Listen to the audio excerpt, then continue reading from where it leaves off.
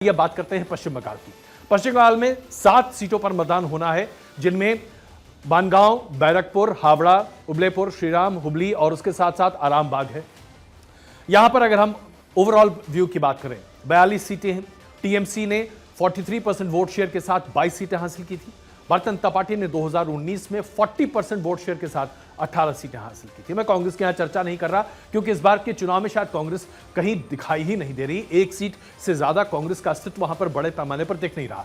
वामपंथ दलों के बारे में भी शायद बहुत ज्यादा आवश्यकता नहीं है चर्चा करने की। वोट कटवा के अलावा वामपंथ दल आज कुछ भी होते हुए नहीं दिखाई दे रहे। मुख्यतः पश्चिम बंगाल में आज लड़ाई भारतीय जनता पार्टी बनाम तृणमूल कांग्रेस है।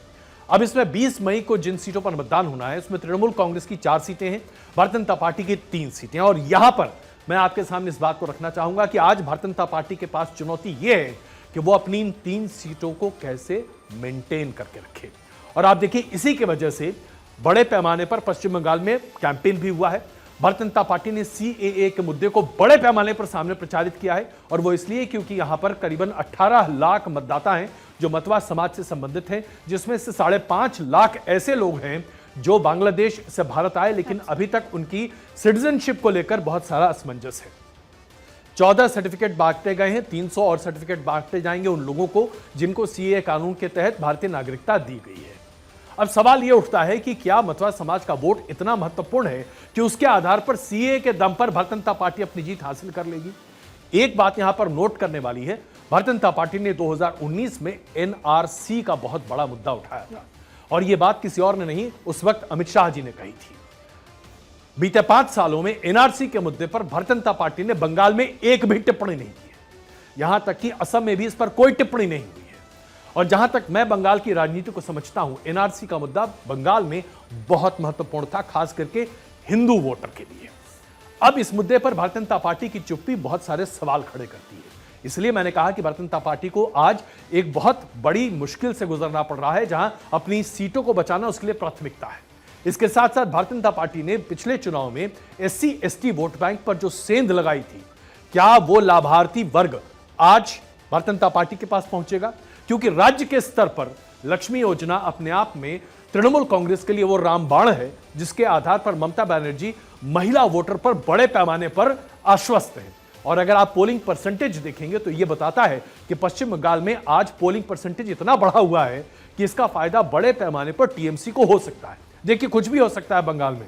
बंगाल को लेकर कोई भी व्यक्ति कभी कुछ नहीं कह सकता। आप विधानसभा के चुनाव देख लीजिए, भारतीय जनता पार्टी बहुत उत्तेजित थी, उत्साहित थी कि बहुत अच्छा प्रदर्शन हो सकता है, लेकिन वहां पर ममता बनर्जी ने गेम बदल दिया। ठीक वैसे ही जैसे संदेश खाली के पूरे मुद्दे पर ऐसा लग रहा था कि भारतीय जनता पार्टी ने तो टीएमसी को पूरी तरीके से घेर दिया, लेकिन साहब 5 वीडियो सामने आए हैं, और वो 5 वीडियो अभी तक वहां पर पश्चिम बंगाल पुलिस के पास है, जिसके दम पर कोई जांच नहीं हुई है, किसी ने कुछ कहा नहीं है।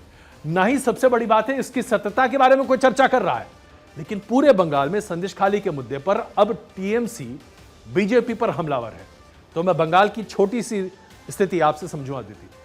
बिल्कुल सर, तो आपने बहुत बारीकी से, एक तो सबसे महत्वपूर्ण बात जो कही वो थी मतवा समुदाय की बात थी। तो वो उसके इतर एक बात बताते हैं, जब भी हम ऑफ रिकॉर्ड किसी नेता से बीजेपी की चर्चा करते हैं और वो बड़े कॉन्फिडेंटली 370 की बात करते हैं, उसमें सबसे ज़्यादा डिपेंडेंसी जो है इजाफे की आंकड़ों में वो पश्चिम बंगाल से है, 18 से 30 तक पहुंचने की। और अगर हम उनसे कहें कि जोड़ लेते हैं तो 25 की बात करते हैं। उसकी साफ साफ वजह यह है लॉ एंड ऑर्डर, और उससे ज़्यादा कॉन्फिडेंस महिला वोटर्स का नरेंद्र मोदी के पक्ष में वोट करना। इसके अलावा जैसे सीएए तमाम मुद्दे हैं, लेकिन लॉ एंड ऑर्डर और महिला वोटर्स का नरेंद्र मोदी के पक्ष में वोट करना, भारतीय जनता पार्टी ये मान रही है कि बड़े नंबरों में इजाफा पश्चिम बंगाल से होगा, जो उनको 370 के पास लेकर जाए। बिल्कुल, लेकिन अभी बंगाल का समीकरण पूरे तरीके से इसलिए हम आपके सामने नहीं रख सकते क्योंकि अब भारतीय जनता पार्टी तृणमूल कांग्रेस के ग्राउंड पर आकर खेल रही है। यानी कि अब जो मतदान के फेज बचे हुए हैं, ये सारा तृणमूल कांग्रेस के लिए बहुत महत्वपूर्ण है, और यहां का गेम पॉलिटिक्स अलग है साहब। इसलिए पश्चिम बंगाल को समझने के लिए हमें एक फेज का इंतजार और करना पड़ेगा। छठवें फेज के मतदान के पहले शायद हम बेहतर तरीके से कुछ आकलन के साथ आपके सामने आ पाए, लेकिन अभी तक जो स्थिति दिख रही है हमने आपके सामने रखा। या यूं भी कह सकते हैं सर कि इस बार टीएमसी भी बीजेपी के पिच पे खेल रही है। जो संदेश खाली का जो मुद्दा रिवर्स करने की कोशिश की गई है, तो बीजेपी के पिच पे टीएमसी आ चुकी है। अगर आपको याद होगा तो मैंने पिछली बार कहा था, फुटबॉल में एक टर्मिनोलॉजी है रिवर्स किक। जी ममता बनर्जी ने इस रिवर्स किक को इतने जबरदस्त तरीके से इस्तेमाल किया है बिल्कुल। कि इस बार संदेश खाली के मुद्दे पर आप देखें तो भारतीय जनता पार्टी का बड़ा अमला फिलहाल चुप्पी साधे बैठा है। ठीक वैसे ही जैसे विधानसभा चुनाव में उनके पैर में जब चोट आ गई थी, उसके बाद जो इमोशनल फैक्टर था वो हावी हुआ। बिल्कुल। तो बंगाल के बारे में देखिए बहुत सारी चीजें बदलती रहती